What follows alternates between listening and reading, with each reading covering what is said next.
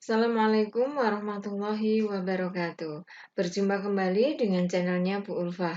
Bu Ulfah dalam kesempatan kali ini akan membahas mengenai hubungan sosial.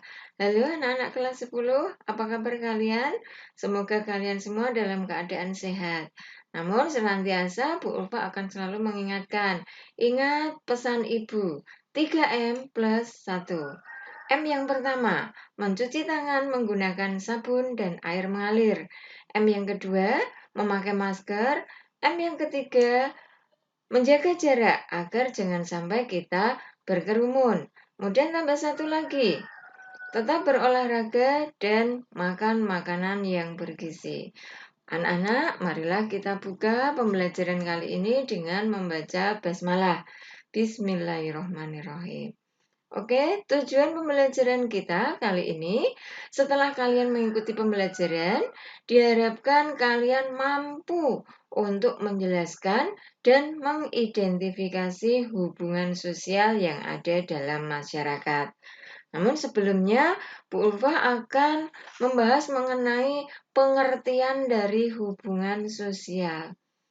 Hubungan sosial sama dengan interaksi sosial, yaitu hubungan timbal balik dan pengaruh mempengaruhi. Bisa terjadi antara individu dengan individu, individu dengan kelompok, ataupun antara kelompok dengan kelompok. Kalian perhatikan gambar berikut. Ini adalah contoh dari interaksi yang terjadi antara individu dengan individu, individu dengan kelompok, dan antara kelompok dengan kelompok. Adapun ciri-ciri dari hubungan sosial, yang pertama, pelakunya dua orang atau lebih. Yang kedua, adanya kontak sosial dan komunikasi. Yang ketiga, mempunyai maksud dan tujuan yang jelas. Walaupun mungkin tujuan dan maksud tersebut tidak sejalan antara kedua belah pihak. Yang keempat, adanya dimensi waktu. Mungkin waktu yang lalu, waktu sekarang, atau waktu yang akan datang. Adapun syarat terjadinya hubungan sosial ada dua. Yang pertama, adanya kontak sosial, dan yang kedua, adanya komunikasi. Marilah kita bahas satu persatu. Yang pertama adalah kontak sosial. Kontak berarti berhubungan.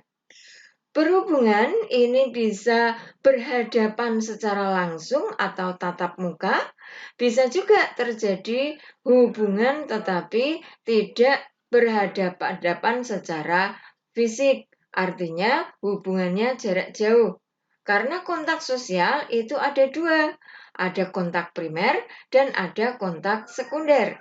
Yang dimaksud dengan kontak primer yaitu kontak yang terjadi secara face to face, tatap muka secara langsung. Misalnya, orang bersalaman harus langsung. Orang misalnya tos juga harus langsung. Contoh yang berikutnya ada orang yang bercakap-cakap secara langsung. Ini adalah kontak primer. Yang kedua ada kontak sekunder, yaitu kontak yang terjadi melalui media atau perantara. Kontak sekunder dibedakan menjadi dua. Ada kontak sekunder langsung dan ada kontak sekunder tidak langsung.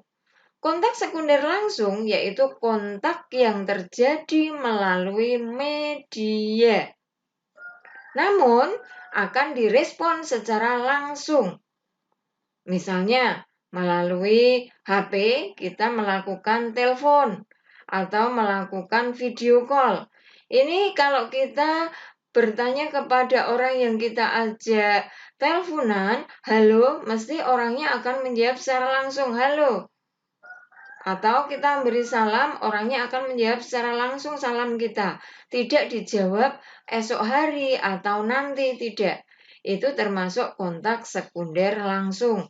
Sedangkan kontak sekunder tidak langsung, ini kontak yang terjadi melalui media atau perantara dan responnya itu tidak secara langsung. mungkin dijawabnya nanti, atau beberapa detik kemudian, beberapa menit kemudian, atau bahkan dijawab besok pagi atau lain waktu. Misalnya, kita melakukan hubungan melalui chatting, melalui SMS, atau melalui surat. Nah, ini kadang-kadang dijawabnya kita menanyakan apakah sudah makan siang, maka jawabnya nanti malam. Nah, ini termasuk kontak sekunder tetapi tidak langsung karena responnya secara tidak langsung. Yang kedua ada komunikasi sosial.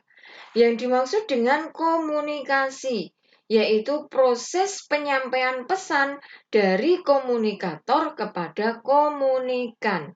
Komunikator adalah orang yang menyampaikan pesan, sedangkan komunikan adalah orang yang menerima pesan. Komunikasi muncul setelah terjadi kontak sosial.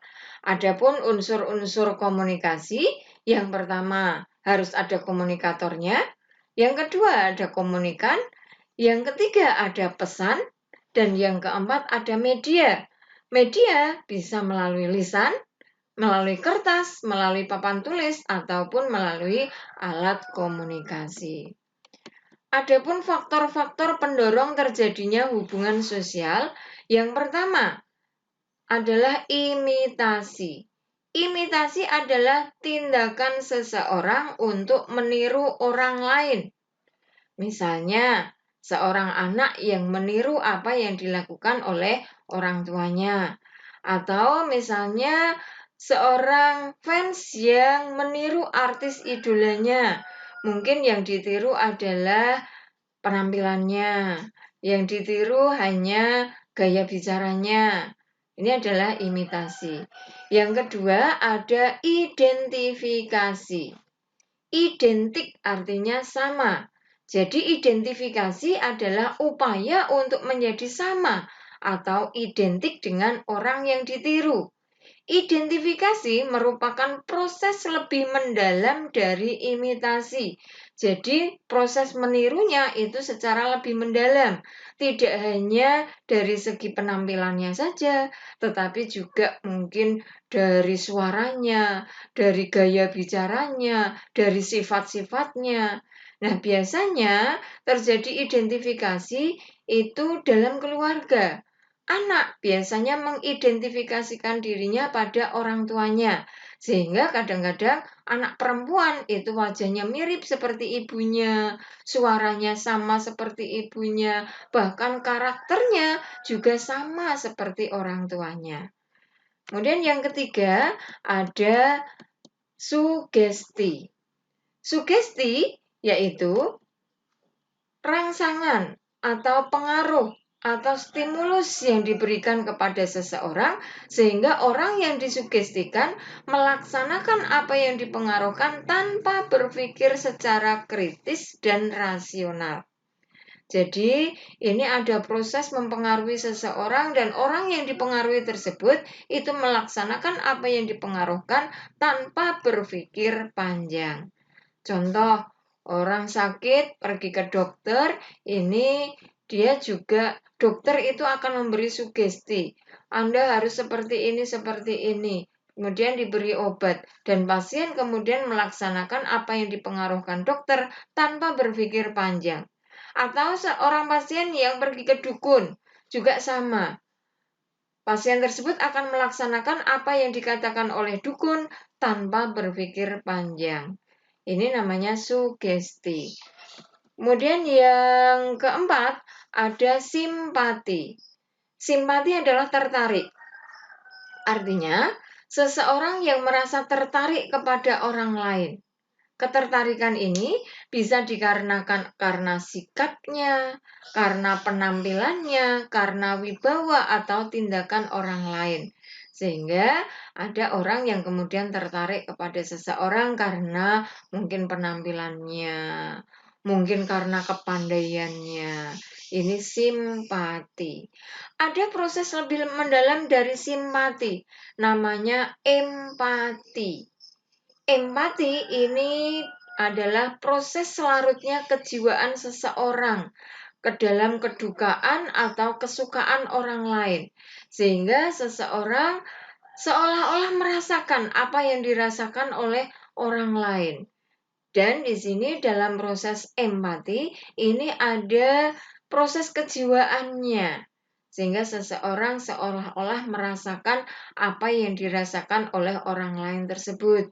Misalkan kalau teman kita sedang sedih terkena musibah, kita seolah-olah merasakan apa yang dirasakan oleh teman kita. Atau misalnya ada masyarakat yang terkena musibah, kemudian kita sesama warga masyarakat kemudian membantu dengan menggalang dana.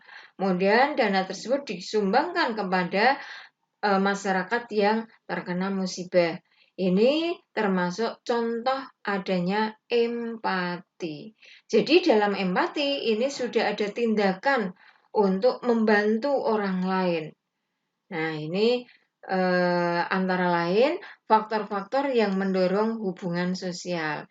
Terima kasih atas perhatian kalian. Semoga apa yang Bu Ulfa sampaikan bermanfaat bagi kalian. Marilah kita tutup pembelajaran kali ini dengan membaca hamdalah.